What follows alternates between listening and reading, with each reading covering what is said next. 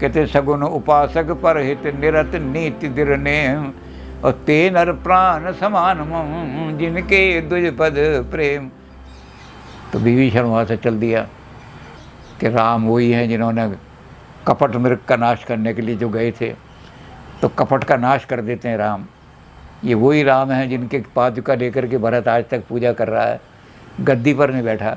जिन चरणन की पादुका भरत रहे मन लाए, जिन चरणों की पादुका रख कर के भरत जो हैं सारी राज संभाले हुए हैं, तो वो कितने चरण ऐसे होंगे, कितने अच्छे चरण होंगे। आज उन चरणों को पकड़ लूँगा और कहूँगा कि रावण ने मुझे लात मार के निकाला है, मैं अपनी तरफ से कोई विद्रोह करके नहीं आया, मैं रावण के खिलाफ न होकर के नहीं आया, मैं रावण से लड़ाई करके नहीं आया।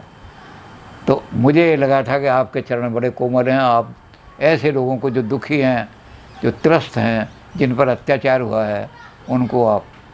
तो विभीषण चलते हुए आ रहे हैं, राम के पास आ गए हैं, और राम के पास आकर के उन्होंने एक ही बात कही कि गुरु जो है चेले की परीक्षा लेता है, और यहाँ चेला जो है गुरु की परीक्षा ले रहा है, वो राम की परीक्षा ले रहा है।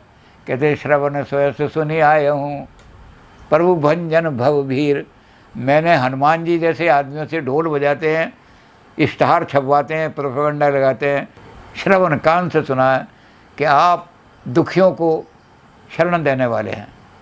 आपका काम ये नहीं है कि बड़े बड़े आदमियों की जाकर कोई नवाब से मिल रहा है, कोई राजा से मिल रहा है, कोई मिनिस्टर से मिल रहा है, उनके चरण आप ये नहीं करते, बल्कि आप ये कहते हैं कि जो त्रस्त हैं, जो दुखी हैं, मैं उनकी रक्षा करने का प्रण लेके आया हूँ।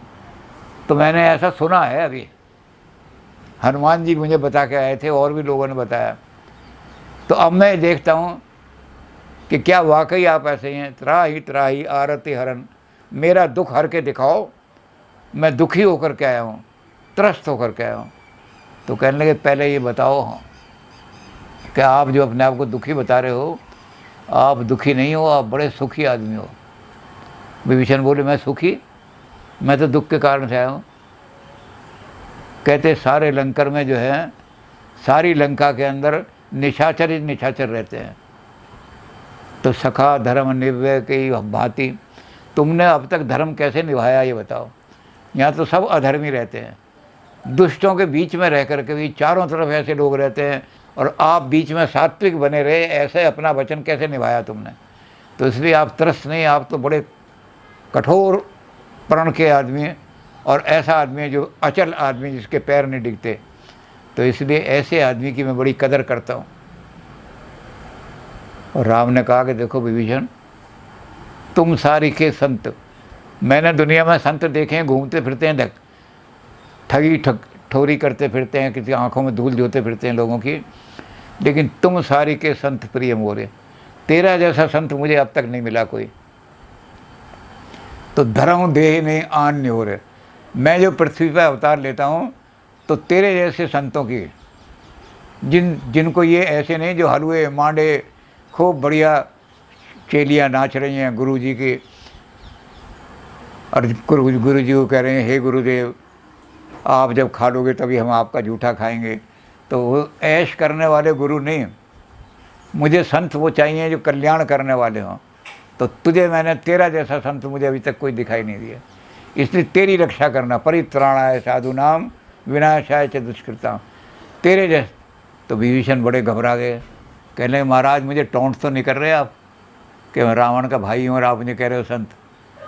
तो कहने लगे नहीं, संत के मैं लक्षण बताता हूँ, और जैसे जिनमें ये लक्षण दिखाई दें वो समझ लो सत्ता संत है, बाकी सब धोखेबाज संत हैं। तो कहने लगे क्या लक्षण है। कहते सगुन उपासक पर हित निरत नीति दिरने, और ते नर प्राण समान जिनके दुज पद प्रेम। कहते चार चीज़ें, सगुण उपासक, इसके दो अर्थ हैं। एक तो ये है कि जो गुणों की उपासना करता है, दत्तात्रेय जो थे उन्होंने गुरु बनाए ऐसे ही, और ऐसा गुरु बनाया एक तो उन्होंने कि वृक्ष को गुरु बनाया, और गुरु से क्या ज्ञान लिया कि वृक्ष के पत्थर मारो तब भी वृक्ष फल देता है, तो जो तुम्हारे पत्थर मारा तुम उसे भी फल दो। तो वृक्ष को भी गुरु बना लिया, जहाँ से गुण मिले वहाँ से ग्रहण कर लो, ये मत देखो ये छोटा है बड़ा है, ये तो पेड़ है, इससे क्या गुण। नदियाँ अपना पानी खुद नहीं पीती, दूसरों के लिए आती हैं संसार में। तो जिनका जीवन दूसरों के लिए अर्पित हो, हर जगह से गुण ग्रहण कर लें। और दूसरा अर्थ इसका यह है, सगुण, जो सगुण भगवान की पूजा करता है, साकार की पूजा करता है। तो कहने लगे साकार की पूजा बहुत बड़ी, कहने लगे वो तो संसार का कल्याण करने के लिए तो साकार होना पड़ेगा। बिजली सारे ब्रह्मांड में व्याप रही है। अभी आप एक बटन दबाओ वहाँ अमेरिका में तो एकदम टीवी में खबर आ जाएगी, ट्रंप बोल रहे हैं। बिजली की लहरें इतनी तेज़ी से चल रही हैं, तरंगें, लेकिन वो तरंगें किसी के घर में उजाला नहीं कर सकती। वो जब छोटा रूप धर करके किसी घर में ट्यूब के रूप में आती हैं, किसी घर में बल्ब के रूप में आ जाती हैं, तो वो जब आकार धारण कर लेती हैं तब कल्याण करती हैं लोगों का। जब तक वो निराकार हैं, किसी का कल्याण नहीं कर, निराकार किसी का कल्याण नहीं कर सकता। निराकार के लिए तो सब समान है, गुंडों को भी धूप देता है सूरज और सज्जनों को भी धूप देता है, तो गुंडे भी खूब पनपते हैं। साकार जो है उसके अंदर ये होगी कि ये गुंडा है, इसको मारो, और ये अच्छा है, इसको, इसकी रक्षा करो। तो कहते एक आदमी यही करता था, उसको, उसकी गाय बीमार हो गई तो वो डॉक्टर के पास गया। डॉक्टर ने कहा कि 100 ग्राम काली मिर्च लेकर के 1 पाव मक्खन के अंदर उसको घोटना और वो इस गाय को पिलाना, 4 दिन 5 दिन तुम्हारी गाय ठीक हो जाएगी। तो वो आया, सोचने लगा कि गाय के तो शरीर में व्याप्त हो रहा है मक्खन, एक एक कण में, भगवान एक एक कण में व्याप्त है, हमें दिखाई नहीं देता। तो इस गाय के शरीर में, क्योंकि इसी में से तो मक्खन निकलेगा, दूध निकालो मक्खन, तो मक्खन इसके शरीर में व्याप्त है, एक एक कण में व्याप्त है। तो इतनी मेहनत करने की क्या ज़रूरत है कि मैं करूँ। तो उनने मिर्च जो थी वो पीसी और गाय को खिला दी। उन्होंने कहा मक्खन तो है ही अंदर। वो 4 दिन के बाद गाय को क्या हुआ कि गाय के अंदर, उसको जब वो गोबर करती थी उसमें ब्लड आना शुरू हो गया। तो वो गया उसी डॉक्टर के पास। वो कहने लगा डॉक्टर साहब तो आपकी दवाई तो उल्टा रिएक्शन कर गई।